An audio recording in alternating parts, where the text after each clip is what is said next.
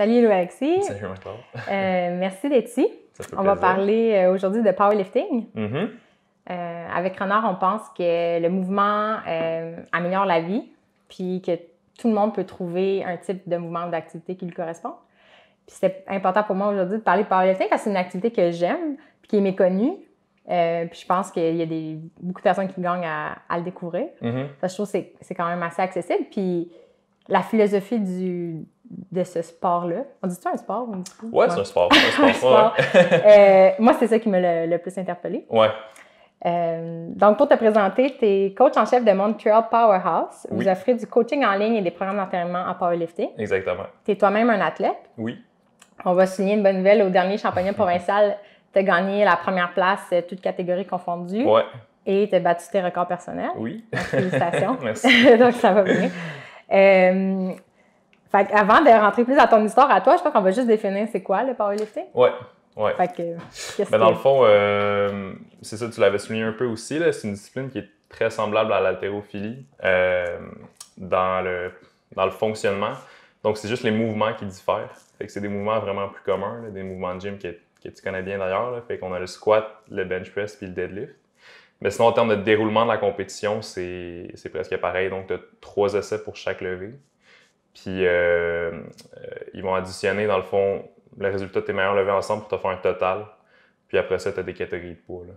Fait que c'est ça. C'était assez simple. C'est un sport où c'est la force maximale qui est vraiment la seule qualité qui est testée. Là. Donc, c'est très straightforward et assez facile d'accès à cause de ça. Là. Ouais. Puis, c'est quoi la différence entre avec l'haltéro? Ben c'est vraiment, par rapport à l'haltéro, c'est vraiment les mouvements en haltérophilie, tu as le snatch puis le clean and jerk. Là. Je sais pas sûr c'est quoi en français, excuse-moi. on va utiliser le mot. Mais donc, c'est vraiment juste les mouvements en tant que tel. Fait qu'en haltéro, c'est vraiment plus des mouvements de puissance. Là. On le remarque, tu regardes à la télé, tu vas voir la différence tout de suite. Là. C'est vraiment des mouvements qui sont super rapides. Donc, c'est Puis la barre passe les hanches, en fait. Ouais, comme en haltéro, ça se retrouve toujours en haut de ta tête. Puis le powerlifting, c'est des mouvements qui sont un peu plus différents les uns des autres que l'haltéro. Mais c'est des mouvements de base qu'on va voir tout le monde faire au gym, en fait, en powerlifting. Là. Fait que, à cause de ça, c'est plus accessible. L'haltérophilie, c'est quand même beaucoup plus technique. Puis ça s'exécute moins bien dans un gym commercial, là, ces mouvements-là. Parce que ça prend plus d'espace? Ça prend de l'espace, ça fait du bruit, parce que nécessairement, vu que ça se retrouve en haut de ta tête, faut que tu le laisses tomber à un moment donné. Ça prend un équipement un petit peu plus spécifique aussi en termes de barre puis de plate, l'haltéro. Fait que généralement, c'est plus fait dans des clubs d'haltéro que dans un gym commercial. Le powerlifting, c'est vraiment... Tu peux le faire à peu près partout où tu as une barre puis un rack. Ça manque vraiment peu d'espace. Des fois, on est 2 sur la plateforme. Ouais, c'est ça. Écoute, c'est ça, on en fait ensemble, là, tu le sais. Là, fait que c'est très... Puis est-ce qu'avec... Parce qu'il y a le CrossFit aussi là, qui a récupéré plus de l'haltéro que du powerlifting. Là, ouais, un petit peu plus d'haltéro, ouais. Est-ce que tu sens que la hausse de popularité du CrossFit puis de l'haltéro vous a amené plus d'athlètes ou c'est assez stable dans les dernières années? Ben non, définitivement, spécialement le CrossFit, oui, là, ça a fait une bonne différence sur la popularisation du powerlifting, dans le sens où, comme, je pense qu'il y a beaucoup de gens qui ont commencé en CrossFit beaucoup de gens. Une portion des gens qui ont commencé en CrossFit qui se sont rendus compte que peut-être ce qui les intéressait plus, justement, c'est de forcer, tu sais. Okay. Parce qu'il y a un aspect de force en CrossFit avec, surtout, mettons, le squat puis le deadlift, là, un peu moins le bench press. Fait que des gens qui se sont rendus compte que ce qu'ils aimaient plus là-dedans, c'est cette poussée qui ont comme transitionné vers le powerlifting par après, tu sais. Okay. Fait que je pense que ce que ça a fait de bon le CrossFit, c'est que ça a beaucoup... avant le CrossFit, les gens étaient beaucoup sur les machines au gym, tu sais, le cardio, puis les machines d'exercice. Le CrossFit, ça a comme ramené ça un petit peu plus vers les mouvements de barre, là, avec des poids libres. Puis à cause de ça, je pense qu'il y a beaucoup de monde qui ont découvert la discipline vis-à-vis de ça. Ouais. Fait que ça a eu un impact définitivement positif pour la popularisation du powerlifting. Les gyms se transforment, là, justement, parce qu'avant, il n'y avait même pas de plateforme avec des barres libres ou... tu sais, même moi, là, quand je me rappelle, quand j'étais plus jeune puis j'allais dans des gyms, comme mon réflexe, c'était d'aller sur un tapis roulant. Puis là, j'avais découvert l'haltéro. J'étais juste curieuse. Il y a une phase où j'ai essayé plein d'activités physiques. Là, puis je pense en même année, j'ai fait du cheerleading puis genre de l'haltérophilie. Puis je me suis juste rendu compte que l'haltéro, améliorer ma force et ma posture, ça m'aidait dans toutes sortes de sports. Ouais. Mon but, c'était pas nécessairement d'être une athlète juste là-dedans. Ouais, c'est ça. Mais d'être un peu plus multidisciplinaire.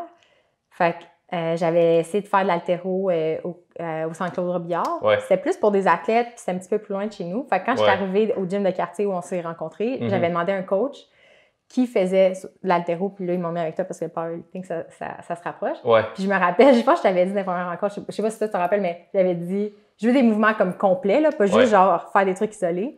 Puis je veux pas faire beaucoup de reps. Parce que moi, j'aime. Parce qu'il y a un truc du CrossFit, des fois, c'est l'endurance. C'est ça. Ouais. Puis moi, je me rends compte que je suis pas faite, j'allais dire, je pourrais en faire, là. Mais j'aime pas les sports, les trucs d'endurance. Je suis comme plus de poids, moins de répétitions. Ouais. Bref, en tout cas. Fait que je comprends comment des gens qui vivent. Parce que le CrossFit mixe un peu les deux, genre. C'est comme. Beaucoup, ouais, c'est ça. C'est comme, t'essaies de lever quand même beaucoup de poids, mais de faire beaucoup de répétitions. Ouais. Moi, je suis plus genre à faire. Ouais, c'est ça. Puis, exactement, c'est ça que je te disais. Est-ce que tu te rappelles, toi, quand tu as comme. Comment est-ce que tu as découvert le powerlifting? Ouais, écoute, je l'ai découvert parce que j'ai commencé à faire de la musculation assez jeune, là, quand j'avais 15 ans. Puis, évidemment, ça existait déjà dans ce temps-là, mais c'était vraiment pas aussi populaire que c'est là maintenant. Fait que j'ai juste jamais eu conscience de l'existence de ce sport-là. Jusqu'à ce que, par hasard, honnêtement, sur une vidéo qui parlait même pas de powerlifting, je tombe là-dessus. Puis je me suis rendu compte que c'était un sport qui existait. Puis étant donné que j'ai jamais vraiment accroché pour les sports d'équipe et tout, mais que j'ai toujours aimé beaucoup m'entraîner, ça m'a vraiment comme appelé honnêtement tout de suite. Puis quand j'ai commencé à m'informer un peu plus, j'ai commencé à compétitionner assez vite. Puis c'est ça, ça a été. Je suis tombé dessus un peu par hasard, honnêtement. J'ai personne qui m'a initié à ça ou je connaissais pas des gens qui en faisaient déjà. C'est vraiment sur Internet. Là. Comme des vidéos de YouTube ou. Ouais, c'est ça. Vraiment, le pire, c'est que je pense que c'était ça. Puis je suis tombé là-dessus. Puis fait que non, c'est comme ça. Puis je me suis informé par moi-même. On a une fédération au Québec. Puis j'ai pris des infos, j'ai regardé les les compétitions. Puis j'ai commencé à faire ça tranquillement. Tu t'entraînais chez vous à ce moment-là ou dans un gym? Quand j'ai découvert le powerlifting, j'étais déjà dans un gym. J'étais au gym où on s'est rencontrés, en fait. J'étais arrivé là à 17 ans. Fait que j'ai dû connaître ça, je te dirais, probablement quand j'avais 18 ou 19 ans, je pense. Puis il y avait des plateformes? Il n'y avait pas encore de plateforme. Les plateformes sont là à cause de nous. Okay. Ouais. On avait demandé au proprio, on était là, puis les barres ils pliaient, puis ça faisait du bruit, les proprios étaient pas contents. Vous avez mis comme dans un coin, ouais, ils tombent. C'est ça. on a fait des compromis. Ouais. Ouais, c'est ça. Ouais. Comme tous les tapis roulants sont devant les fenêtres qui donnent sur le parc, puis là, vous êtes dans on est dans le petit coin. À côté du vestiaire, puis de la mort à balai. Mais, mais c'était bien correct. Mais ouais, le pire, c'est que c'est vraiment pour ça qu'ils ont mis. Ouais. Mais maintenant, ça sert vraiment beaucoup, là, parce que comme tu dis, c'est popularisé beaucoup. Puis maintenant, comme, tu sais, maintenant, tu rentres dans un gym puis tu vas voir beaucoup de gens qui ont des accessoires de powerlifting, tu sais, des souliers d'haltéro, des ceintures comme de powerlifting. Mais avant, tu sais, comme, ben j'imagine qu'ils s'en souviennent aussi, mais quand tu rentrais dans un gym, personne ne faisait ça, tu sais, c'était comme, c'était rare que tu voyais des gens faire des squats, c'était rare que tu voyais des gens les faire comme il faut, tu sais, tout ça. Mais là, c'est vraiment peu répandu que c'était. Ouais, je pense qu'on a vécu une ère de l'ère du cardio, là. Ouais, exactement. C'était les années 80, 90, début 2000, c'était là, les cours d'aérobie, la course, puis là, on dirait qu'on s'en va vers l'entraînement court à haute intensité. Ouais. Tu sais, les filles, je sais que moi, une partie de mes entraînements, des fois, c'est juste une vidéo YouTube d'entraînement comme Tabata ou des trucs en série vraiment intenses avec le poids du corps. Ouais. J'ai l'impression que la musculation, c'est ça qui est plus à la mode en ce moment, là. Ouais, ça a un meilleur nom que ça avait avant, ça c'est sûr. Ouais. Dans quel sens? Ben, c'est parce qu'avant, comme quand il y a eu l'espèce de, comme tu dis, l'ère du cardio, là, ça a vraiment été, c'était ça pour vrai, là, c'est pas une exagération, là, c'est comme, c'était en Amérique du Nord par contre, là, en Europe, ça n'a jamais vraiment été aussi répandu, mais puis ça vient beaucoup, c'était comme ça en préparation sportive aussi dans le fond, ça venait beaucoup de la fausse croyance que de faire de la musculation, ça allait ralentir les athlètes.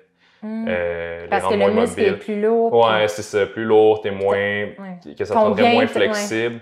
Fait qu'il y a eu comme cette espèce de thinking-là pendant assez longtemps quand même, là. Tu sais, beaucoup dans les années 80, puis même dans les années 90. Puis là, tu sais, tranquillement, comme ça, il y a eu une transition. Il y a eu, à cause de la science en partie, mais juste à cause de la mode aussi. Vraiment, le CrossFit, puis tout ça qui a fait que comme les gens ont comme réappris à faire la musculation, à faire les mouvements de base. Puis, ouais, il y a définitivement une grosse transition qui s'est faite depuis comme 2010, là, je te dirais. Là, il y a une différence notable par rapport à ça. Là. Genre des athlètes dans une discipline qui voient des gains à faire des mouvements de base. De faire les mouvements de base, à mon avis, ça aurait jamais dû... T'sais, les gens n'auraient jamais vraiment dû s'écarter de ça parce que c'est pas vrai, mettons, que tu vas perdre la mobilité. Donc, ça veut pas dire que tu vas bouger moins efficacement parce que tu fais de la musculation. C'est sûr qu'il y a toujours une limite pertinente là, par rapport au sport individuel. Fait que c'est sûr que, mettons, un joueur de golf n'a pas besoin d'avoir autant de masse musculaire qu'un O-line au football, mettons. Ça, c'est normal, mais ceci dit, je veux dire, faire la musculation, surtout si tu fais des mouvements comme dans la pleine amplitude, genre des squats complets et des trucs comme ça va pas venir limiter ta mobilité, tu sais. Au contraire, comme voilà un peu comme des étirements sous tension, tu sais. Fait que... Moi, en 2016, avant que je parte pour la tournée de participation, j'avais commencé à faire du powerlifting avec vous, avec un entraînement comme assez régulier. Puis j'avais remarqué en été à Alabama, genre, je suis sûre que je courais vraiment plus vite. Ouais, aussi, comme j'étais vraiment plus explosive. Ouais. Puis je m'étais jamais considérée comme... Je n'étais pas la fille la plus rapide dans une équipe. Là, j'étais comme juste correcte. Ouais. Puis là, mes déplacements me semblaient vraiment plus... On dirait que ma capacité d'accélération était vraiment meilleure. Ouais. Puis j'ai fait, OK, là, c'est... C'est sûr qu'il y a plus de transfert généralement sur les sports quand tu fais des mouvements de base que justement énormément de cardio longue distance puis beaucoup de machines. Ça, c'est pour ça que je dis que c'est aussi en partie la science qui est comme ramené un peu la préparation sportive vers ça parce qu'effectivement, je veux dire, ça marche. Là. Ouais. Fait que toi, y a-tu aussi des athlètes? Parce que t'entraînes d'autres athlètes? Ouais. Puis est-ce que tu as des... J'imagine si tu parlais depuis 2010... T'as remarqué qu'il y avait des athlètes de d'autres disciplines qui venaient vers toi pour un peu plus qu'avant, ouais, c'est ça. La force, ça c'est comme... Ouais, c'est redevenu un peu plus populaire. Fait que oui, j'ai eu des consultations même avec du monde de CrossFit, en fait, de quand même haut niveau. Parce que eux autres aussi, genre... Tu sais, leur événement change tout le temps, là, fait que c'est comme un peu imprévisible pour eux, leur préparation. Mais des fois, il y a eu des années où, spécialement, il y avait comme plus de mouvements de force. Puis là, oui, j'ai eu plus de consultations à ces moments-là. C'est sûr que, tu sais, moi, je me spécialise beaucoup dans le powerlifting. Puis entre l'entraînement en force puis la discipline, c'est le sport de powerlifting, il y a quand même des différences aussi. Fait que ça reste que les gens viennent beaucoup me voir. En fait, c'est beaucoup des gens qui compétitionnent en powerlifting qui viennent me voir malgré tout. Je te dirais à 90% quand même. Mais oui, tu sais, des fois, j'ai des consultations. Ça va beaucoup être plus par rapport à des questions de périodisation d'entraînement que nécessairement comme des questions techniques quand c'est des athlètes de d'autres disciplines. C'est quoi de la périodisation, dans le fond? La périodisation, dans le fond, c'est ça que je fais, principalement. Fait que c'est juste la manière d'organiser ton entraînement en période. OK. Fait que c'est de l'organisation d'entraînement, si tu veux, voilà, comme ça, sur un moyen à long terme. Fait que c'est comment que tu vas organiser ton entraînement. Généralement, la fin, ça va être une compétition. Fait que là, qu'est-ce que tu fais, mettons, de cette période-là à ta compétition? Puis c'est ça. Fait que généralement, les athlètes, peu importe la discipline, leur entraînement, il va varier en phase selon où est-ce qu'ils sont dans leur saison, à quel point ils sont loin de compétition. Puis c'est là vraiment que, comme je te dis justement, quand ils ont des besoins en termes de force, mais là, oui, j'ai généralement plus de consultations par rapport à ça. Ouais. Parce que c'est ça, c'est que tu vas connaître, tu connais la technique comme parfaitement, mais il y a aussi l'aspect comme même stratégique de dire, OK, si ma compétition est dans tant de mois, comment j'étale mes entraînements pour être à ma force optimale à ce moment-là? Puis j'imagine que c'est un peu un art parce qu'il faut toujours se challenger, mais jamais au point où tu brûles ou tu te blesses. Ouais. Fait que comment Moi, c'est quelque chose qui me fascine. Puis je pense que c'était une de tes forces que j'appréciais, c'est que dès le premier entraînement avec toi, comme... Tu sais, le stéréotype de la musculation, là, c'est des gros dudes en camisole dans un gym avec le tagline genre « No pain, no gain ». Puis tu sais, qui le font comme trop, genre. Ouais. Puis là, on dirait que je m'attendais un peu à ça. Puis finalement, tu sais, que c'était une ambiance super chill. Dans le fond, c'est que vous vous entraîniez ensemble en athlète à ce gym-là. Puis, tu sais, dans les premières rencontres, tu m'as jamais parlé du poids que je mettais. Tu sais, c'était pas un objectif de « faut que tu sois plus forte ». Tu sais, tu m'as jamais fait sentir que je n'étais pas assez forte puis que je devais lever plus puis que c'est ça l'important. Le focus était seulement sur la technique. Puis Puis ça m'a toujours fasciné de comment un bon coach réussit à aller juste au-dessus de la zone d'inconfort pour que la personne progresse. Ouais. Mais pas trop parce que ça la décourage. Ouais. Puis moi, je l'ai pas vécu parce que je fais pas de compé, mais tu sais, Ouais. dans le temps aussi. Fait que comment est-ce que quand tu prends un athlète, justement, cette périodisation-là, c'est quoi les cycles que la personne va vivre avant une compétition pour être à son pic? C'est sûr que c'est une question un peu plus compliquée quand tu parles vraiment de préparation sportive en tant que telle. On vient comme un peu plus dans le domaine de la science de l'entraînement, justement. Fait que en fait, c'est que ça va dépendre des qualités biomoteurs qui sont nécessaires pour que l'athlète performe en compétition. Fait que, si je te prends un sport comme, mettons, le football, il faut qu'il y ait de la puissance, il faut qu'il y ait de l'endurance, il faut qu'il y ait comme de la vitesse pure. Fait que, généralement, ce qui se passe, c'est qu'en périodisation d'entraînement, tu vas organiser les phases en fonction de ces qualités-là à travailler. Fait que tu vas avoir une phase d'endurance, une phase de puissance, etc. En powerlifting, c'est assez simple parce que, comme je te dis, c'est nous autres, c'est la force maximale puis c'est tout. Fait que si on parle de phase d'entraînement, généralement, là je parle vraiment pour un athlète, là, je vais revenir à ce que tu me disais par rapport à toi spécialement après. Si on parle vraiment pour un athlète, on va avoir comme une phase d'hypertrophie, donc pour développer la masse musculaire. Après ça, on va avoir une phase de force. Puis ce qu'on fait, c'est qu'on vient comme développer, mettons, les qualités du système nerveux pour utiliser la masse musculaire que tu viens de construire pour comme le transférer en force.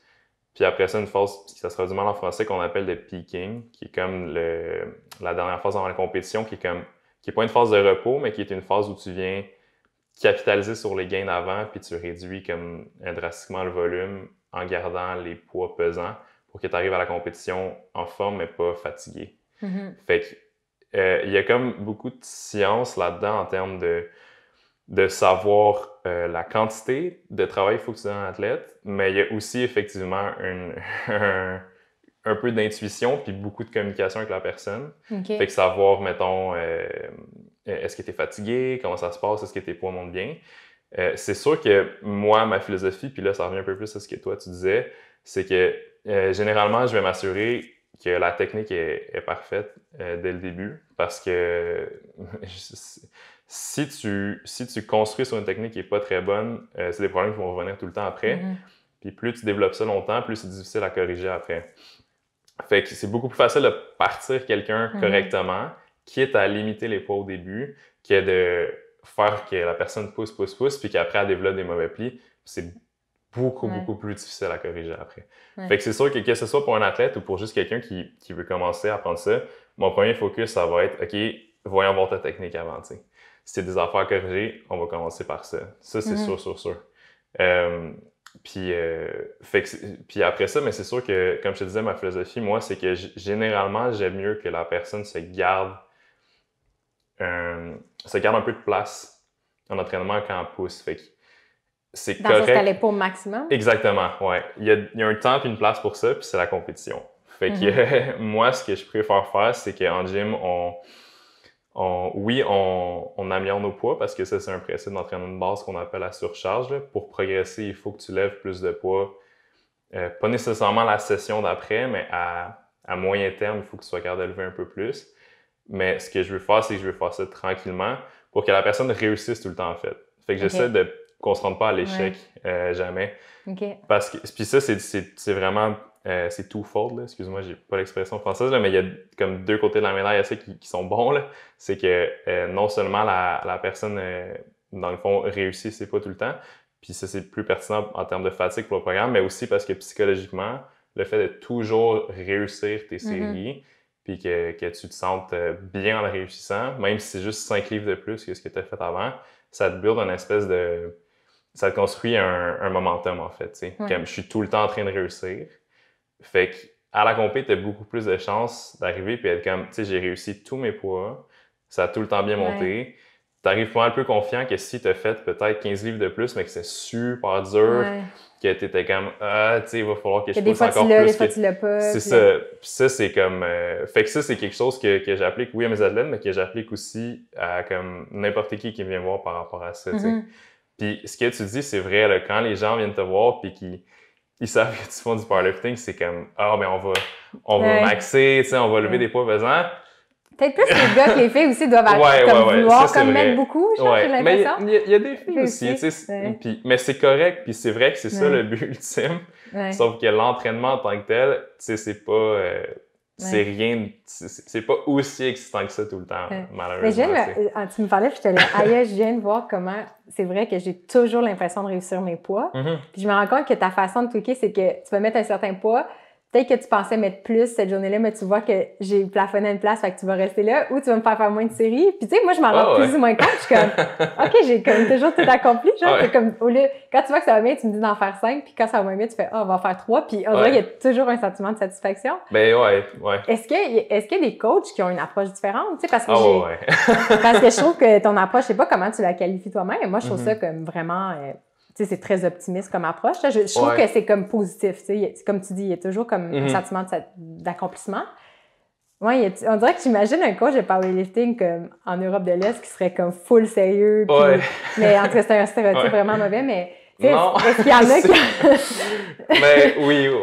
Je comprends ce que tu veux dire. Puis c'est sûr que, mettons... je te dirais que je vais adapter mon attitude aussi en fonction de ce que la personne veut. Fait que généralement, en termes de poids, c'est rare que je vais pousser quelqu'un à lever plus de poids. Mais par contre, ça veut pas dire que l'entraînement va toujours être facile.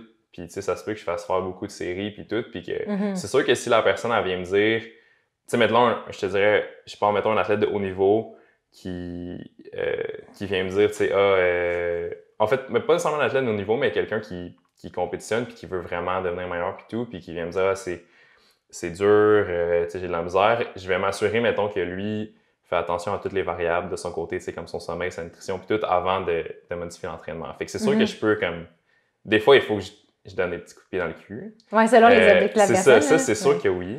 Mais, puis je pense que nécessairement, comme, à mon avis, un bon coach, c'est quelqu'un qui est capable de faire ça dans le sens où, tu sais, oui, tu ajustes l'entraînement de manière à ce que ça soit... Je dirais pas facile à réaliser, mais que ce soit réaliste, que la personne le réussisse si elle fait ce qu'elle a à faire de son côté. Puis ça, je pense que n'importe quel bon coach, c'est ça. Ça veut pas dire que... tu sais, à mon avis, quelqu'un qui fait pas bien ça, c'est quelqu'un qui pousse les gens à mettre trop de poids trop vite. Ça, je pense pas que ça peut être pertinent, peu importe l'approche que tu veux avoir. Parce que ça... C'est pas juste une question de mindset pour la personne, c'est aussi une question de science en tant que telle.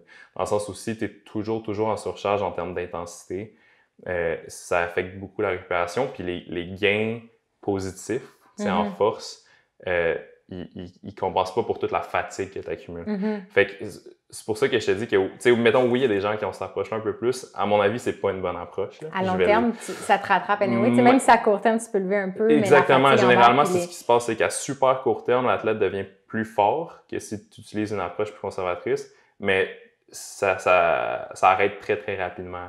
Au risque même de blessures qui font qu'après ça, tu as super longtemps avant de pouvoir revenir. Fait que je te dirais qu'il y a des coachs qui sont plus intransigeants que moi, là, certainement. Là. Mais en termes d'approche, j'ai une approche qui est assez conventionnelle, qui est assez répandue chez la plupart des bons coachs de force, qui est comme de garder l'intensité, mettons, entre 70 et 80% en moyenne, à peu près. Ça, c'est un rule of thumb qui est assez répandu, autant dans l'haltérophilie qu'en powerlifting. Puis après, c'est la constance qui est... Ouais, écoute, c'est sûr que c'est ça, tu sais, je veux dire, puis comme je te dis, ça, c'est... À mon avis, il faut que tu aides la personne à intégrer ça, mais il faut avant tout que ça vienne de la personne aussi. Il faut qu'il y ait un certain désir de... de progression. Ouais, pas nécessairement de... Oui, de progression, mais il faut que la personne adhère parce que elle a envie de le faire, tu sais. Je veux dire... J'en ai déjà parlé aussi, je pense, là, que moi, je me considère vraiment pas comme un motivateur, là, dans le sens où je veux pas... moi, j'essaie pas de convaincre les gens, tu sais, de s'entraîner ou de... Ce que je veux faire, c'est aider les gens qui sont intéressés à le faire, tu sais, les amener dans la bonne direction. Mais j'aime pas essayer de convaincre quelqu'un de faire quelque chose qu'il n'a pas envie de faire. Ouais. Mais c'est ça, t'es pas là pour faire comme... OK, go, non, go, c'est ça. pousse. T'es plus là pour comme nous diriger. Ouais. Puis, mais c'est normal d'encourager. Puis je le fais, là. Je veux dire, sauf que je veux pas... je suis pas là... Tu sais, je veux dire, mettons, justement, je donnerais jamais comme de cours de groupe ou de trucs comme ça où tu es vraiment plus là pour être un entertainer. Un animateur. C'est ça, exactement, ouais. Comme ça m'intéresse beaucoup moins. C'est pour ça que je pense qu'il faut que ça vienne en personne pour que vraiment comme ça donne des résultats. Des résultats comme. Ouais, des réels résultats, il faut que ça vienne d'elle-même. Là, tu peux pas. Non, c'est fascinant comme coach, comme enseignant, tous les métiers d'aide. J'ai l'impression que c'est un apprentissage en soi de dire, même si toi, tu vois tout le potentiel, les possibilités, les solutions, la progression de l'autre est limitée ou comme à ce que l'autre personne est prête à faire. Puis, comme même moi, avec Renard, je le réalise, de dire, OK, moi, je suis prête à transformer plein de choses dans ma maison. Puis là, je vois quand les gens me parlent de qui ont des projets ou qui ont des problèmes, moi, genre, je vois toutes les possibilités, mais tu peux pas faire le travail à leur place. Puis je pense que ça demande de l'expérience puis de l'humilité aussi, des fois, de let go puis de dire, je peux juste, la personne vient, elle a ses propres objectifs puis je l'accompagne. Exactement, c'est ça. Ouais. Puis ça fait partie justement de s'ajuster en fonction des objectifs de la personne. Puis comme je t'expliquais tantôt, quand je sens que c'est quelqu'un pour qui la performance c'est vraiment important puis qu'il y a un discours où elle me dit, tu sais, je veux vraiment faire ça, je veux accomplir ça. C'est sûr que si je vois que ses actions ne matchent pas ce discours-là, je vais lui dire. Mais si c'est quelqu'un qui vient me voir et qui dit je veux compétitionner pour le fun ou juste je veux devenir plus fort, moi, j'ai pas de problème avec ça. Je suis pas. Tu n'as pas de jugement sur les objectifs de la personne. Non, puis je vais pas être comme, let's go. Puis, c'est comme, je suis là pour t'accompagner dans ce que tu veux. Mais par contre, assure-toi que si tu me dis que tu as des objectifs très hauts, ça sera pas facile. Tu comprends? Il faut que tu mettes le travail. Fait que c'est sûr qu'il y a ça où là, il faut que je m'ajuste. Mais sinon, je veux dire, mon mindset de base, c'est d'accompagner la personne dans ses objectifs. Peu importe ce que c'est, que ce soit de devenir le meilleur au monde ou que ce soit de devenir un petit peu plus fort puis d'être plus en santé au gym. C'est aussi valide pour moi les deux. Parce que mon cas, moi, c'est pas de faire de la compétition. Non, c'est ça. C'est ça, je pense que tu m'as jamais mis cette pression-là. Puis je pense que aussi avec Montreal Powerhouse, en fait, ça allait commencer comme votre club à vous. Là. C'était comme vous. Puis là, de fil en aiguille, vous avez commencé à faire des entraînements, mais j'ai l'impression que votre vision à long terme, éventuellement, si vous avez un espace, c'est que oui, vous allez avoir une passion pour des athlètes, mais vous allez aussi être capable d'accueillir et d'initier des gens qui ont des niveaux plus variés. Là. Exactement, oui. Et là, comme on l'a mentionné déjà un peu en personne, c'est sûr que vu que notre service est principalement en ligne, pour les entraînements en ligne, c'est sûr qu'on accepte plutôt des gens qui sont un peu plus avancés parce que c'est beaucoup plus difficile de guider quelqu'un qui n'a aucune base en entraînement purement à distance. En fait, c'est pratiquement impossible, à mon avis, de le faire comme il faut. Fait que c'est sûr qu'en termes quand on prend des gens, c'est vraiment plus pour faire, comme je t'ai expliqué tantôt, de la périodisation d'entraînement. Fait que c'est souvent des athlètes qui compétitionnent déjà. Fait que nous, on s'occupe de faire leur plan d'entraînement, mais après, pour la technique et tout, oui, ils vont envoyer des vidéos, mais il faut pas qu'on ait à leur apprendre from scratch. C'est du perfectionnement. C'est ça, c'est du perfectionnement. Tu regardes un peu qui fait un peu plus ça comme ça, ils s'assurent qu'ils font les exercices qu'on leur a donnés comme il faut. Mais c'est beaucoup plus ça notre service en ce moment. C'est sûr que le fait d'avoir un espace physique, après ça nous permet d'acquérir beaucoup plus de gens qui voudraient débuter dans le sport, ou même juste devenir plus fort, parce que là, on peut les accompagner en personne directement. Fait que c'est sûr que le but à long terme, c'est d'être un peu plus ouvert comme ça là-dessus.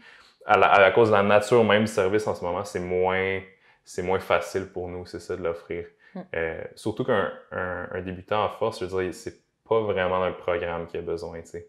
C'est de coaching pour la technique. C'est vraiment ça, tu sais. Au début, tu peux faire à peu près n'importe quoi puis ça va marcher, tu sais. Fait que pourquoi payer cher pour un service de programmation détaillé quand comme, tu sais, c'est pas nécessaire au début. L'important, c'est de développer la technique tranquillement, puis c'est avec un coach en personne que ça se fait, tu sais. C'est sûr que c'est beaucoup plus adapté pour ça, là. Moi, ce que j'ai aimé aussi de la discipline en tant que telle, de ce sport-là, c'est qu'on dirait qu'il n'y avait pas vraiment d'inconnu. Tu sais, dans le sens que j'ai fait des sports d'équipe par avant. Puis là, tu sais, c'est, mettons, la balle molle. Fait que t'es à l'extérieur, fait que la température va jouer, t'as 8 coéquipiers avec toi sur le terrain, tu sais, l'humeur de chacun va influencer, l'influence du coach, la température de l'adversaire, ses réactions. Puis je me rends compte à quel point, tu sais, ça a l'air d'un sport facile, mais il y a une énorme complexité stratégique, puis, tu sais, des mouvements sur le terrain. Ouais. Puis je trouvais que le powerlifting, c'est tellement straightforward. Ouais. Tu sais, dans le sens, tu arrives en compé, c'est toi, avec toi-même. Tu sais qu'est-ce que tu es capable de lever de par le passé. C'est ça. Puis on dirait que ça m'a un peu apaisé, parce que surtout, même la manière que tu l'affirmes, c'est de dire, tout le monde peut travailler en force. Ouais. Si tu fais le travail, tu vas donner plus fort. Puis il n'y a pas de secret, il n'y a pas de... Non, exactement. Il n'y a pas de job, il y a comme... Puis j'ai l'impression que ça attire des gens. Tu sais, comme je trouve, selon les sports, on voit certaines personnalités d'athlètes. Est-ce que tu trouves que les athlètes de powerlifting, parce que ça demande beaucoup de discipline, que c'est des gens normalement assez steady, genre, qui, tu sais, il faut que tu aimes la constance. Il faut que tu aimes la structure. Ouais. Ben oui, je trouve que oui. Puis ça aussi, c'est vraiment quelque chose auquel je crois, c'est que le powerlifting, c'est vraiment pas énormément déterminé par des limitations génétiques. Là. Fait que, je veux dire, c'est comme tu as dit, c'est très accessible. Développer de la force, c'est accessible vraiment pour tout le monde. Là. Fait que tu as certains avantages qui peuvent venir influencer un peu la donne, puis c'est ça qui fait, mettons, que des gens qui font des records du monde, puis d'autres qui se rendent pas nécessairement là. Mais de manière générale, c'est possible, à mon avis, pour tout le monde d'être à un assez haut niveau en powerlifting, parce que ça se développe facilement. Fait que oui, ceci dit, ça se fait à travers, beaucoup de disciplines, t'sais. Fait que c'est accessible, mais il faut que tu sois prêt à faire le travail, puis c'est aussi que c'est long. C'est long de développer de la force. Ça va prendre des années. Fait qu'il faut que tu sois capable de faire ça pendant des années, puis il faut que tu sois patient. C'est ça, à mon avis, ça reste un sport qui est très accessible. Je sais pas si vraiment ça attire des gens plus disciplinés. Je pense que les gens... mais qui aiment une certaine routine, genre, il faut que tu aimes un certain Je pense que les gens là. qui restent puis qui deviennent très bons, c'est effectivement des gens qui sont confortables avec une routine. Ouais. C'est un sport qui est très... C'est un peu quétaine de dire ça, là, mais qui est très 24 heures sur 24. Là. Tu sais, vu que tu es comme athlète, quand tu es ouais, athlète. c'est ça. Il faut que tu... Si tu veux être bon, je veux dire, faut que, dans le fond, tu as ta diète qui rentre en ligne de compte, ton sommeil. Fait que c'est sûr que c'est très influencé par tous ces facteurs-là. Fait que oui, c'est sûr que je pense que les gens qui restent et qui deviennent très bons, c'est des gens qui ont pas de difficulté à avoir une vie très structurée. Mais je sais pas si à la base, ça attire nécessairement des gens juste à cause de ça. Mais je serais prêt à dire que mes athlètes que moi je vois qui se rendent très loin, c'est parce qu'effectivement, j'ai pas besoin, mettons, de leur rappeler ces trucs-là, tu sais. Comme est-ce que t'as dormi cette nuit? Est-ce que t'as mangé tes meals? Généralement, c'est des gens qui sont comme... Ils sont très structurés. Ils sont très structurés. Ben justement, une journée comme... Toi, tu t'entraînes à quelle fréquence? Hein? Généralement, je m'entraîne 6 fois par semaine. Donc, un entraînement par jour. Puis, mais ça, c'est pas... c'est pas si difficile que ça à placer à mon avis. C'est sûr que moi, je suis chanceux dans le sens où je travaille autonome puis mon horaire tourne vraiment autour de ça. Là, fait que je travaille à la maison, je fais des plans d'entraînement, je réponds à mes clients. Puis je peux vraiment organiser mon horaire de travail en fonction de quand est-ce que je veux m'entraîner. Fait que, évidemment, moi, j'ai des circonstances idéales. Je sais que c'est pas ça pour tout le monde. Mais la plupart de mes athlètes de powerlifting ont des jobs normaux. Puis ça reste que, je veux dire, il y a même certains qui ont des jobs assez demandants, des grosses responsabilités, mais ils trouvent le moyen. Je veux dire, leurs repas sont préparés d'avance. J'en ai un de mes meilleurs athlètes là, qui est un très bon exemple, qui s'appelle Michael Cloutier. Michael. Michael, qui est le plus fort au Québec là, en ce moment. Puis lui, je veux dire, il habite dans un rang à Chandler. Puis il a fait un gym dans son shed. Là. OK. Ouais, parce que le gym le plus proche est comme à 45 minutes de route en auto, tu sais. Fait qu'il travaille dans une usine de transformation des pêches. Okay. Il a une responsabilité, il overlook, je pense, les stocks puis tout. Fait que ça fait que, tu sais, il y a des périodes où vraiment il fait comme des super longues journées puis il faut qu'il soit sur place longtemps, mais comme... il s'est organisé, ils sont jamais chez eux. Puis il manque, je veux dire, il n'a jamais manqué un entraînement de sa vie. Là. Ça fait des années que je le suis, puis tout. Là. Fait que, tu sais, c'est comme... On parle de constance, là. C'est ça, exactement, exactement. Fait que... Mais c'est vraiment intéressant parce que, tu tu sais, je pense qu'en santé publique, on n'arrête pas d'entendre, de se faire dire que c'est important de bouger, puis qu'il y a comme toutes sortes d'activités à faire. Puis je pense que c'est intéressant de comprendre qu'est-ce qu'une activité implique comme organisation en dehors, tu sais, parce que, mettons, moi, j'adore absolument le tennis, mais j'ai un peu décroché parce que je trouvais ça moins, j'allais dire convenient, moi tout, genre je cherche mes mots, mais tu sais, je trouvais ça moins pratique de devoir réserver un terrain, tu joues contre une personne, puis je trouvais ça plus compliqué, mettons, d'ajuster ton niveau à l'autre pour progresser, puis pas juste écœurer l'autre parce que t'es pas bon, whatever. Fait que tu sais, c'est comme un sport, je pense que c'est mon sport préféré, mais on dirait que je trouve l'accessibilité moins grande, puis j'ai fait moins d'efforts pour comme tout mettre en place, fait que je me suis tournée vers des choses qui étaient comme plus faciles d'accès, fait que c'est comme de comprendre aussi pas juste la discipline en tant que telle quand tu es sur un terrain ou tu es au gym, est-ce que tu aimes ça, mais est-ce que tout ce que ça implique autour, tu aimes ça aussi, tu sais? Oui, effectivement. Puis je pense que le powerlifting, là où moi je trouvais ça intéressant, c'était que, c'est ça, l'accessibilité est quand même assez grande. Très grande, oui. Puis la flexibilité, tu sais, au niveau de l'horaire, parce que tu n'as pas d'adversaire, tu sais, il y a comme une partie que, tu sais, là, mes entraînements, j'ai fait avec toi pour progresser techniquement, mais les autres entraînements de la semaine, tu sais, je peux les faire tout seul. Puis ça, on dirait que c'est ça, de comprendre le cadre d'une activité aussi, c'est important pour voir qu'est-ce qui s'insère bien dans la vie de quelqu'un que la personne va vouloir garder, tu sais.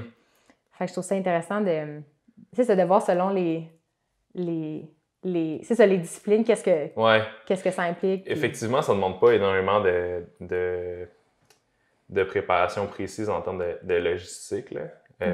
Comme... C'est sûr, c'est plus une question de discipline en powerlifting, je pense. Quoique... Je pense que peu importe le sport, si tu fais un haut niveau, je veux dire, ça se rejoint beaucoup, là.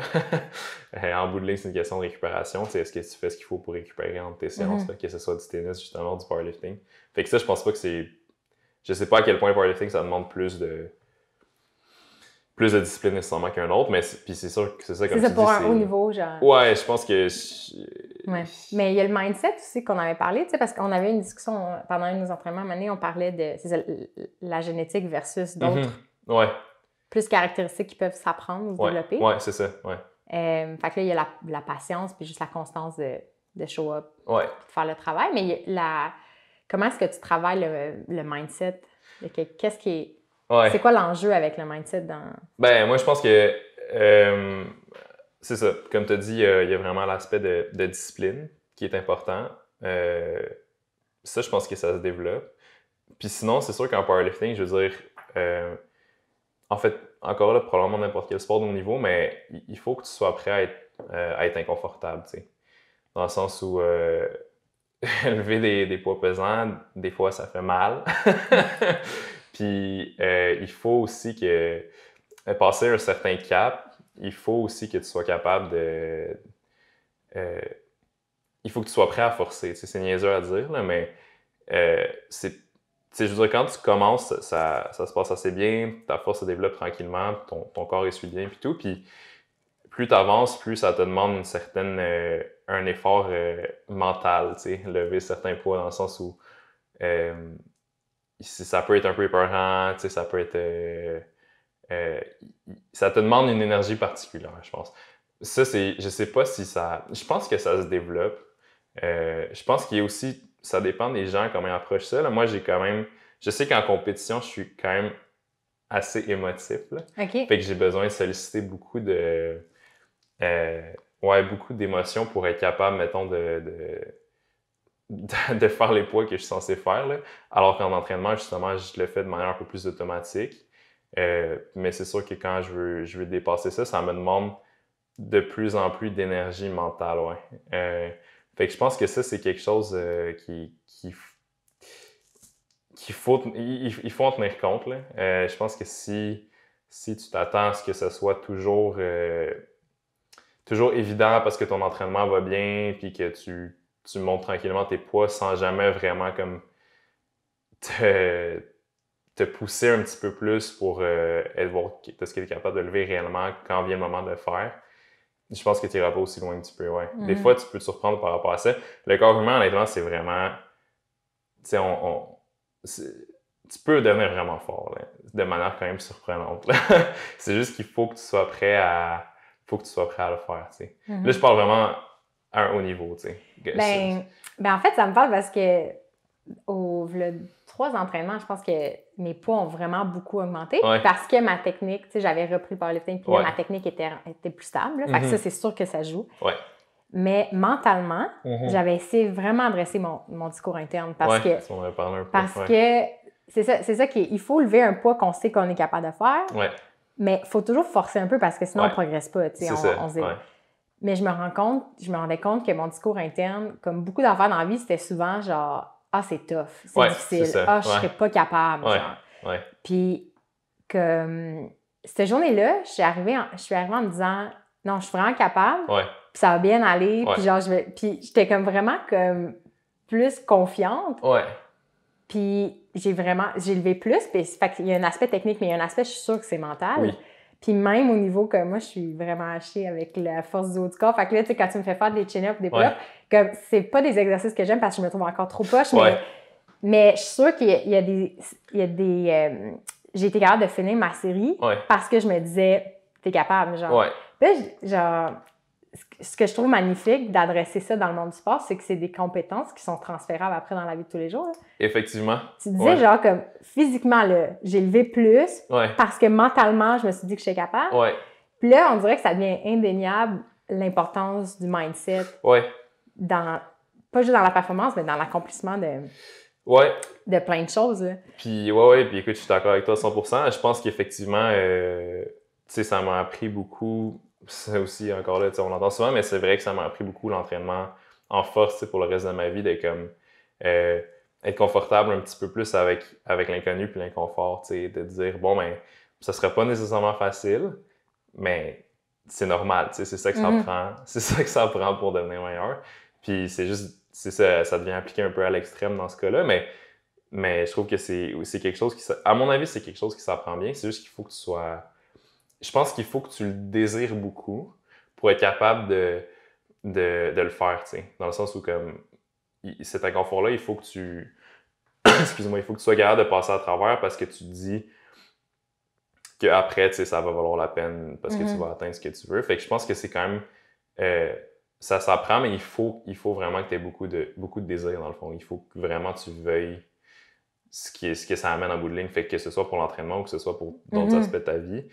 Je pense que n'importe quoi qui vaut la peine d'avoir, ça demande quand même beaucoup de travail, surtout si tu as des aspirations élevées. Est-ce que en tant qu'athlète, il y a un moment où tu as vraiment comme plafonné, puis tu t'es senti bloqué, puis... Excuse-moi. Ben, j'ai eu des périodes où j'ai eu des blessures quand même importantes. Fait que où j'ai arrêté de progresser un peu à cause de ça. C'est sûr que le retour de blessure comme ça fait qu'il faut un peu que tu te... C'est un bon test mental, là.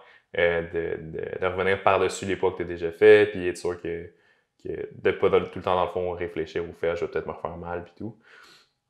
Je te dirais pas qu'il y a des périodes où j'ai réellement plafonné, mais définitivement, je pense que dans les dernières années, spécialement la dernière année, je pense que j'ai beaucoup amélioré ma résilience mentale. Là. Je sais pas trop comment appeler ça, là. Mais le fait d'aller en chercher une la petite coche de plus, tu sais, juste d'être capable de pousser un petit peu plus parce que je me suis dit, bon, ben, tu sais, c'est ça que ça prend, c'est ça que je veux, puis de vraiment pas me laisser pas me laisser le choix de le faire un peu, là. OK.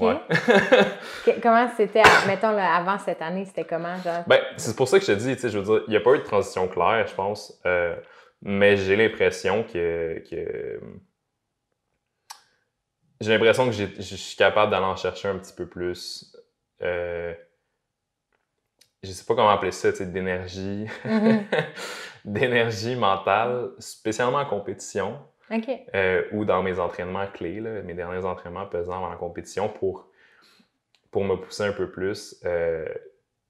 Je pense que j'ai développé cet aspect-là un peu plus que ce que j'ai réussi à le faire avant, mais je pourrais pas te dire de manière claire qu'est-ce que je fais de différent ou pas. Je pense que c'est un espèce... C'est ça, est-ce que c'était comme tu as étudié de manière délibérée comme la gestion émotionnelle dans les situations de haute pression? Comme... J'ai quand même lu, parce que j'essaie de lire beaucoup puis de me tenir à jour avec le monde de l'entraînement, puis j'ai quand même lu à travers ça une couple de livres sur la psychologie sportive. Mais par contre, je peux pas dire que je sens que ça a fait une grosse différence sur mon mindset. J'ai l'impression que ça m'a permis de peut-être mieux l'expliquer à des gens, parce que ça reste que quand tu coaches des gens, c'est un petit aspect que des fois, il faut que tu abordes. Mais pour ma part, non, c'est ça. C'est pour ça que j'ai de la misère à te répondre. Là. J'ai pas vraiment, je pense, il n'y a pas eu de différence marquée pour moi à travers ma carrière où vraiment, au début, je pensais comme ça, puis là, je pense comme ça. C'est comme graduel. Ouais, c'est graduel. C'est comme, tu sais, là, je sais ce que je veux vraiment être comme, tu sais, j'ai des objectifs précis, puis je m'en rapproche, puis je me rends compte que ça me prend encore une coche de plus d'énergie que je savais pas que j'avais pour m'y rendre. Okay. Mais c'est là, tu sais. Puis... J'aimerais ça, c'est peut-être une certaine maturité ou l'expérience. C'est peut-être que j'ai l'impression qu'à un certain point, dans toute activité, une fois que tu comprends parfaitement bien la technique puis l'environnement, c'est là que l'excellence arrive parce que tu maîtrises tout, puis là, c'est là que ça devient tellement naturel que tu... Ouais, c'est bien dit. Oui. En fait, je pense que c'est très vrai. Là. C'est comme une fois que tu as maîtrisé, comme tu dis, les aspects... la technique, puis ouais, c'est ça. Après, c'est sûr que là, c'est plus... Ce qui te reste à faire, justement, c'est d'y mettre c'est comme si tu as l'espace mental, en fait, pour pouvoir adresser autre chose. Puis là, tu tombes dans la haute performance. En fait. Ouais. C'est ça, tu étais dans un monde de performance, puis là, tu tombes dans le... Comme, tu sais, ça t'augmente encore l'intensité. Ouais. Puis en compétition, comme je suis juste curieuse, parce que j'ai l'impression que des compétitions sportives, c'est super enrichissant parce que c'est comme ce que tu vis au quotidien, ton discours interne, mais comme amplifié. Ouais. J'ai l'impression qu'il n'y a pas d'échappatoire. Là. Si t'es quelqu'un qui a de la difficulté à faire face à l'adversité ou à l'inconfort, genre, ou à gérer la pression, puis le regard des autres, ça te le met en pleine face, tu sais, parce que... effectivement. Puis, tu sais, moi, je m'en rends compte, là, les jours où je suis plus distraite, je suis pas dans le mood, genre, je suis juste vraiment moins bonne au baseball, là, tu sais. Je frappe pas bien ou j'échappe des balles, puis je vois le lien, tu sais, comme avec mon humeur. Fait que, toi, quand tu étais en compé, quand tu disais que tu étais vraiment émotif, parce que je te décris pas comme, tu sais, je te trouve super tempéré puis comme constant, comme émotionnellement. Fait que c'était quoi la voix dans ta tête en compé? Est-ce que c'était négatif ou qu'est-ce qui se passait, là? Ben, c'est sûr que, comme tu dis, je suis quelqu'un d'assez tempéré dans la vie de tous les jours. Mais justement, c'est parce que je pense que, je suis capable de m'exprimer et tout, mais j'internalise beaucoup. Puis je l'utilise dans des situations où je sens que j'ai besoin d'aller chercher ça après, tu sais, comme en compétition, par exemple. Je te dirais pas que c'est nécessairement négatif, là. Mais...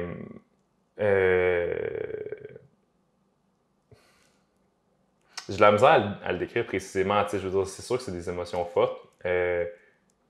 Pour aller chercher ces poids-là, c'est sûr que j'ai besoin d'être un peu... Je n'irais pas jusqu'à dire fâché, là, mais primé. Il faut pas que... C'est de la confiance, dans le sens où il faut pas que tu aies de doute que tu es capable de le faire, mais c'est aussi... Moi, j'ai besoin d'avoir un peu d'agressivité.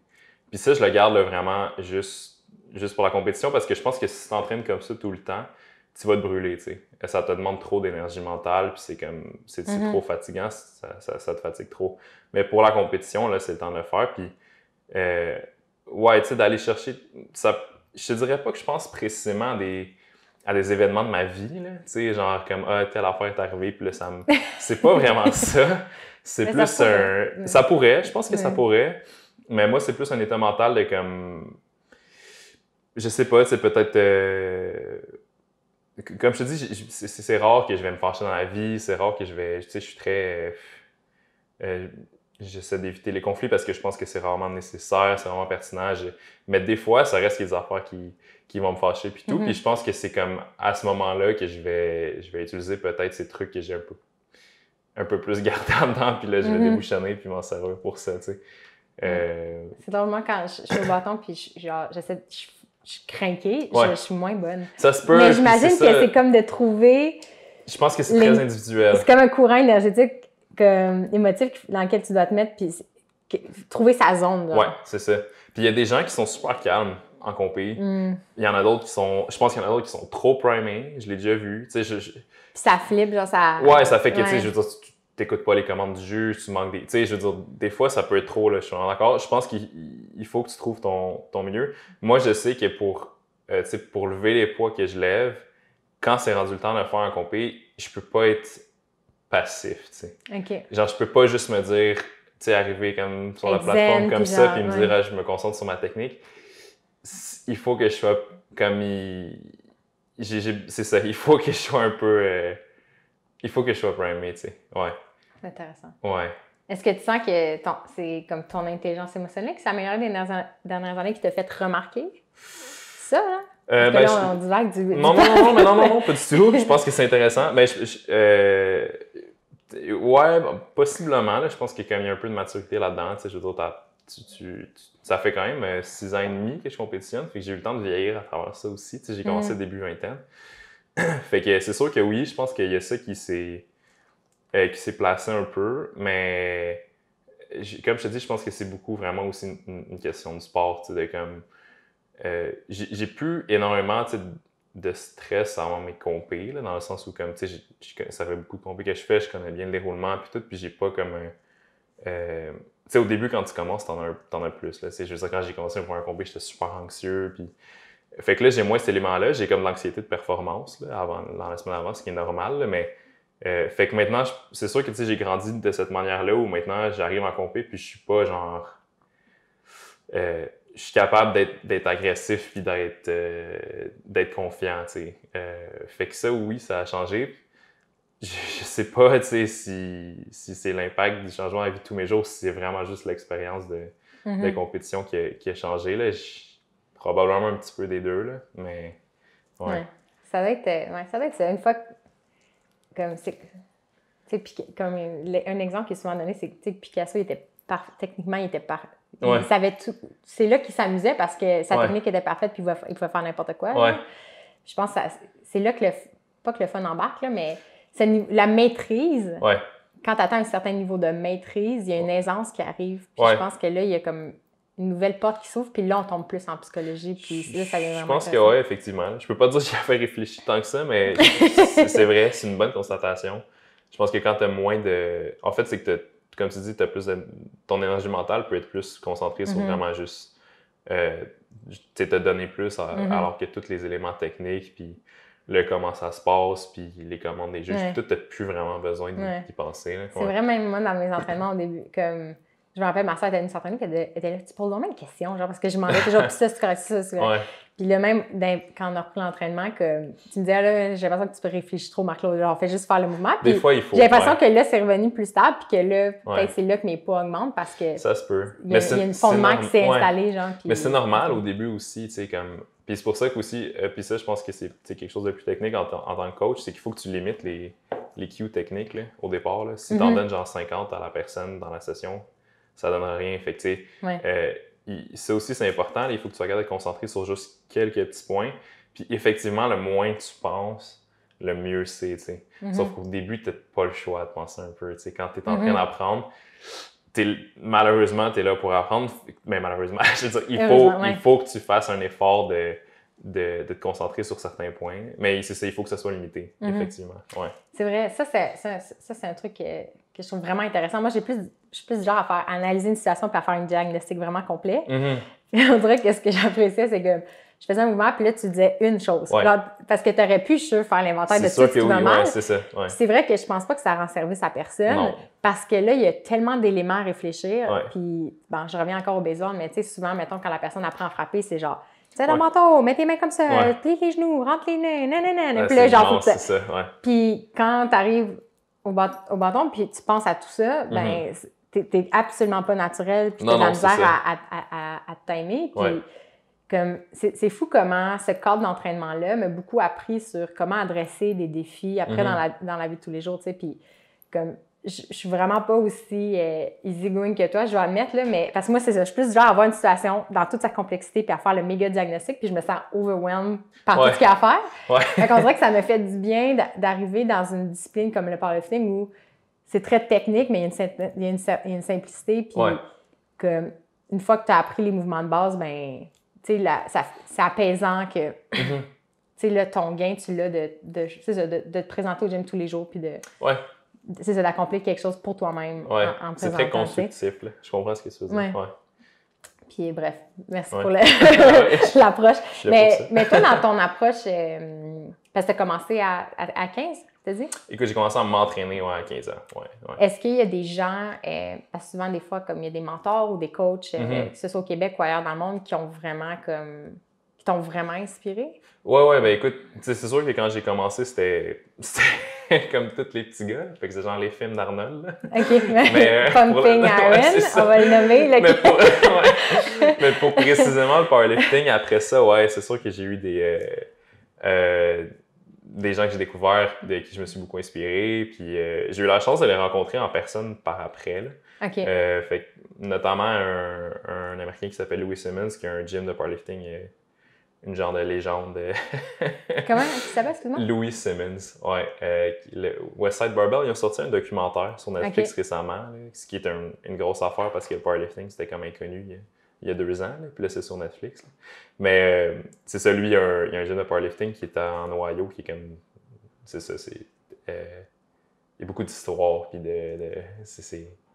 c'est vraiment une légende vivante, là, le gars. Okay. Fait que, au début, ça a été beaucoup ça. Quand moi, j'ai commencé, l'information venait principalement juste de lui. Là. C'était encore très... Genre des articles de blog, je pense que ouais, des articles de blog. Là. Dans ce temps-là, YouTube, c'était pas encore super développé. Instagram, ça n'existait pas. Fait que, j'ai commencé par lire des articles de blog des gens qui découlaient de ce gym-là. Puis après ça, j'ai eu la chance d'y aller il y a 2 ans, en personne, de le rencontrer, puis tout. Fait que lui, ça a été une grosse influence, Louis Simmons, sur mon développement à moi. Je suis pas d'accord avec tout ce qu'il dit maintenant que j'en ai appris un peu plus, mais il y a eu une grosse influence sur mon développement, là, ça, je peux pas le nier. Puis après ça, je te dirais un coach russe qui s'appelle Boris Shaiko, qui est vraiment le prototype du coach russe, là, très... Que j'avais en tête, là, que j'imagine. Exactement, c'est ça. Qui a été, dans le fond, il coach des particuliers en powerlifting maintenant, mais il a coaché l'équipe nationale de Russie pendant toutes les années 90. Puis avant, pendant la guerre froide, il coachait l'équipe du Kazakhstan en haltérophilie. Genre des années 70 jusqu'à la fin des années 80.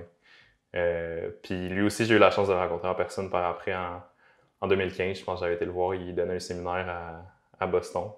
Fait que lui, il a beaucoup, beaucoup influencé ma philosophie d'entraînement actuelle.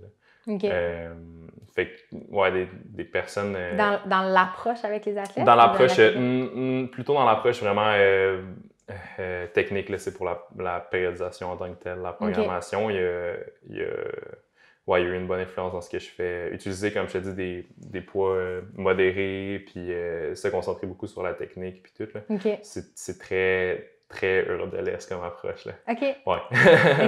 Ouais. C'est ça, c'est vrai, quand tu m'en parlais avec ton partenaire d'affaires, Quentin, il disait que les plans de développement, pour eux, c'est sur 10 ans. Tu sais? Ouais, c'est ça. Ils sont très... c'est fou, là. Je veux dire, eux autres, mais c'est parce qu'il faut comprendre que le background était complètement différent. Là. Je ne vais pas faire la synthèse complète, mais en URSS, c'était sponsorisé par le gouvernement, les plans de développement d'athlètes. Puis eux autres, ils étaient sélectionnés presque à la naissance, puis mesurés selon, projetés comment ils allaient grandir, classés pour quel sport. Fait que eux autres, c'était une intégration à long terme super développée. Sauf que ce que ça a fait, c'est que ça a fait beaucoup de littérature intéressante, pour le potentiel des gens dans le sport, pour comment développer des gens de manière optimale sur un long terme pour des sports particuliers. Fait qu'il y a beaucoup, beaucoup de littérature intéressante qui vient de l'Europe de l'Est en entraînement. Ça, c'est sûr que il y avait le retard, là, je veux dire, il y a eu les scandales de dopage puis tout. On le sait, là, la Russie... C'est vrai, là, ils viennent d'être éliminés pour 2 ans. C'est sûr qu'il y a ça qui entre en ligne de compte, mais honnêtement, tu peux pas minimiser leur succès juste à cause de ça. Là. Comme comme je te dis, vu qu'ils étaient financés par le gouvernement, genre beaucoup d'ailleurs, là, et ça a fait qu'ils ont pu faire énormément de recherches, puis beaucoup il y a eu beaucoup d'études, puis un gros pool d'athlètes aussi de sports différents, fait que ça a donné énormément de littérature très intéressante. Là. C'est comme ça que j'ai appris. J'étais à l'université, mais en termes de périodisation d'entraînement, c'est tous les livres que j'ai lus autour de ça, honnêtement, Puis c'est pas à l'école, tu veux dire? Ouais, c'est ça, ouais, malheureusement. Mais ouais.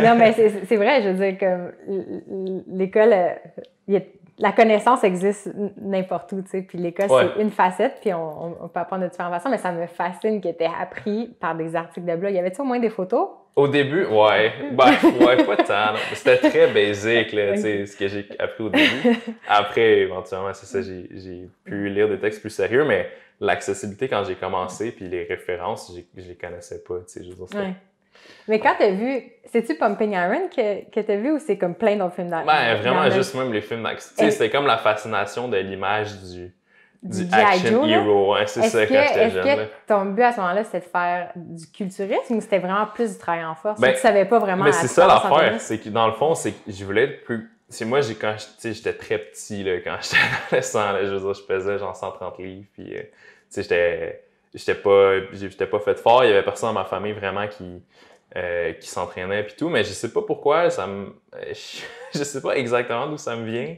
mais ça m'a vraiment toujours fasciné. Fait que oui, tu sais, d'être plus gros, d'être plus fort. À 15 ans, je savais pas exactement que je voulais faire de la compétition là-dedans puis tout. Comme je te dis, je savais même pas que le sport existait.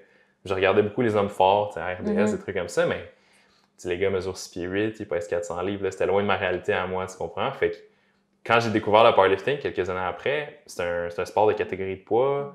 C'est des mouvements accessibles que je faisais déjà en gym. Là, j'ai fait comme, ça m'appelle, tu comprends? Parce que les hommes forts, c'est la force absolue. Les hommes forts, en fait, c'est ce qu'on voit à la télé. Fait que c'est des gros bonhommes qui lèvent des camions. Puis oui, il y a comme 2 catégories de poids. Une qui est 230 et en dessous, puis une qui est 230 et en haut. Puis de manière générale, les événements, donc les épreuves qu'ils ont à faire, ils sont faits en fonction du fait que tu es avantagé si tu es grand. Fait que, tu sais, mettons, lever des pierres sur des surfaces, des trucs comme ça. Puis, fait que généralement, les meilleurs au monde en hommes forts, puis c'est pas une exagération, sont, mettons, entre 6 pieds 5 puis 6 pieds 8, puis ils pèsent tous, mettons, entre 400 et 450 livres. Fait que là-dedans, tu as un énorme déterminant génétique, là, évidemment.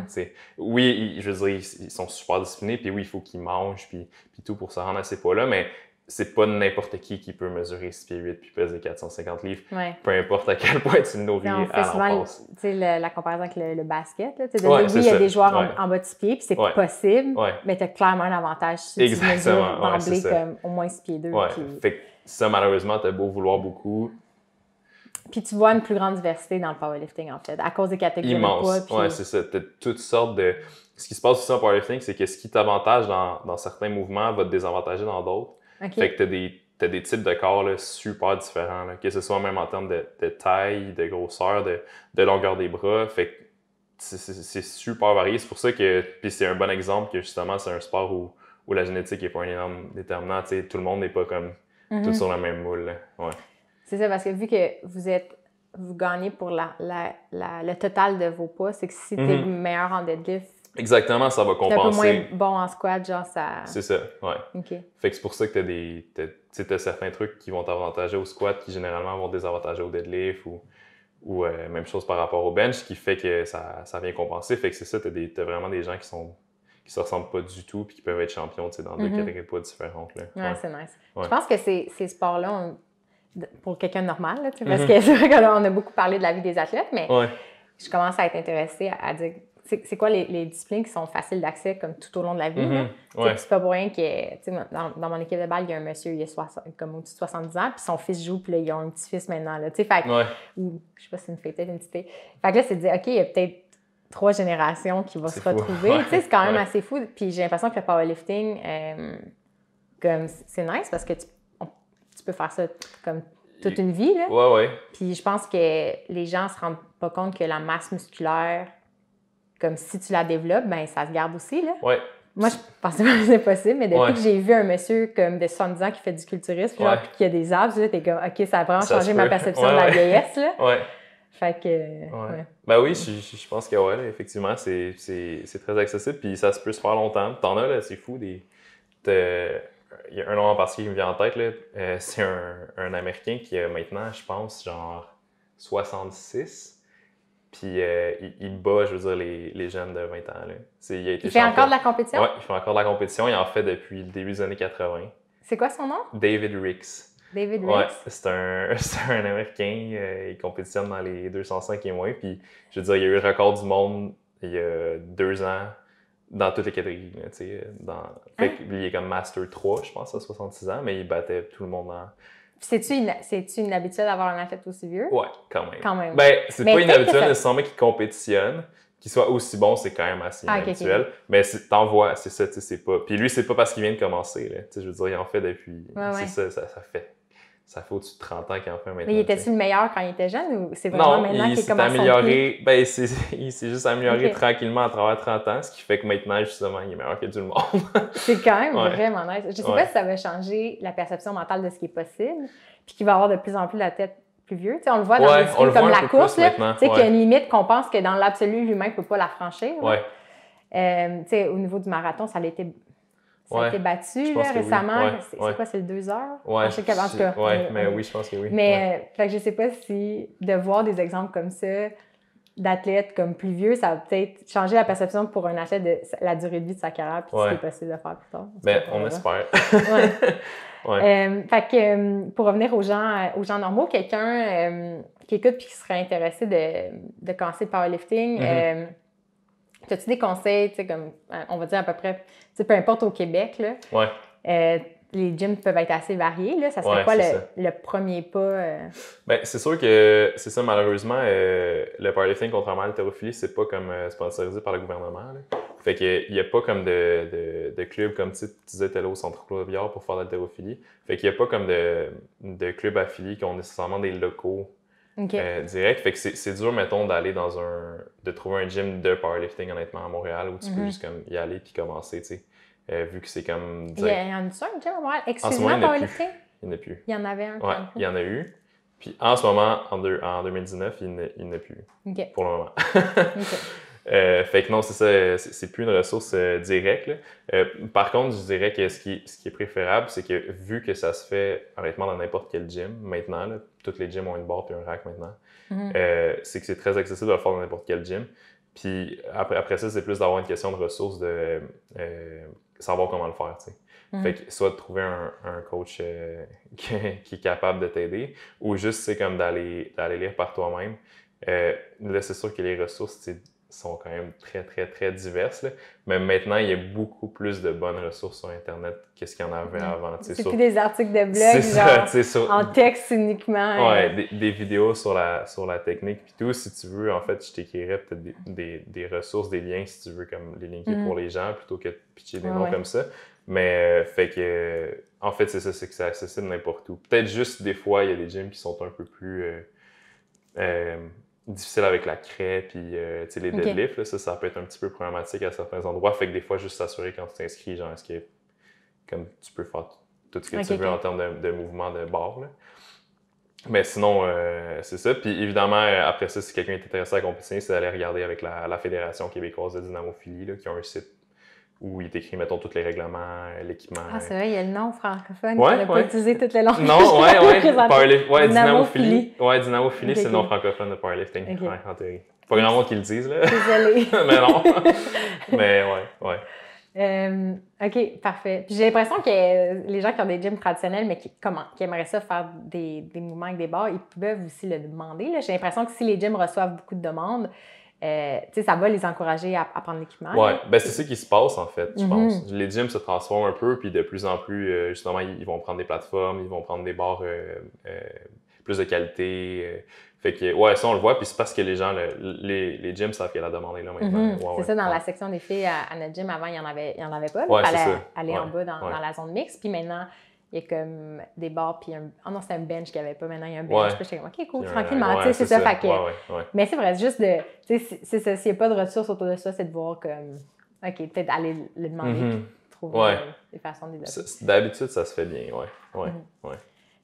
ça doit être moins cher qu'un tapis roulant. En tout cas, je ne sais pas combien ça coûte cette affaire-là, mais c'est moins cher qu'un tapis roulant. Je pense qu'on se rend pas compte à quel point l'équipement. Oui, l'équipement de gym qui est électrique, là, d'habitude, c'est comme. C'est beaucoup plus cher. Là, puis c'est beaucoup plus limité aussi. Là. Avec un rack, tu peux faire beaucoup plus qu'un mouvement. Un tapis roulant, sauf si vraiment, comme tu veux te spécialiser en course, là, honnêtement, c'est pas un super bon investissement. Là.